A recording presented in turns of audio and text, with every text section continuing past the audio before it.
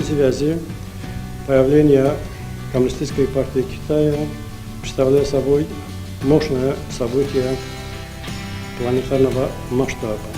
Ведущую роль в развитии современного Китая, китайского государства, всегда принадлежала и принадлежит Коммунистической партии Китая. А что касается ведущей роли Китайской коммунистической партии в ускоренном экономическом развитии Китая, я бы хотел выделить три основных момента. Первое – это объединение наиболее главных черт и преимуществ таких моментов, как социалистическая форма управления и корпоративная форма управления.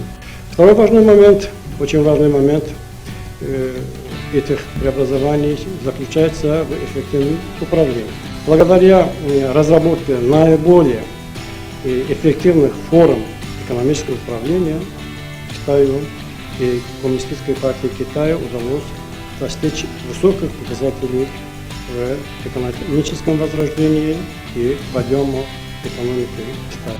Третий важный момент – это ресурс, объединяющий ресурс Компартии Китая, мобилизующийся ресурс Китая.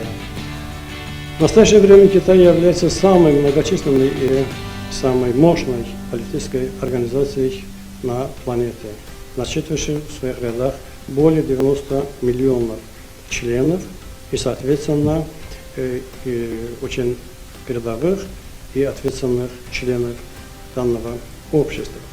Коммунистическая партия Китая, мобилизуя этот огромный человеческий ресурс, преобразовывая его мощное созидательное начало, добилась ускоренного экономического развития и превращения Китая в течение почти что 30-40 лет во вторую экономику в мире.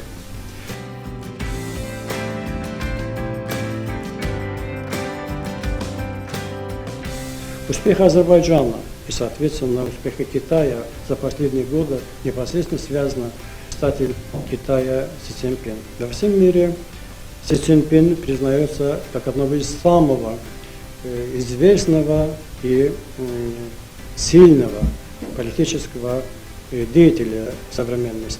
И я думаю, что в мире очень высоко ценится его идеи относительно возрождения Великого Шелкового пути. Почти что все страны, которые находятся в ареале реализации этого проекта, поддерживают его, в том числе Азербайджан проекта. Я уверен, что возрождение Великого Шелкового пути будет дополнительным фактором, объединяющим многие страны, в том числе такие страны, как Азербайджан и Китай, новыми связями экономического сотрудничества.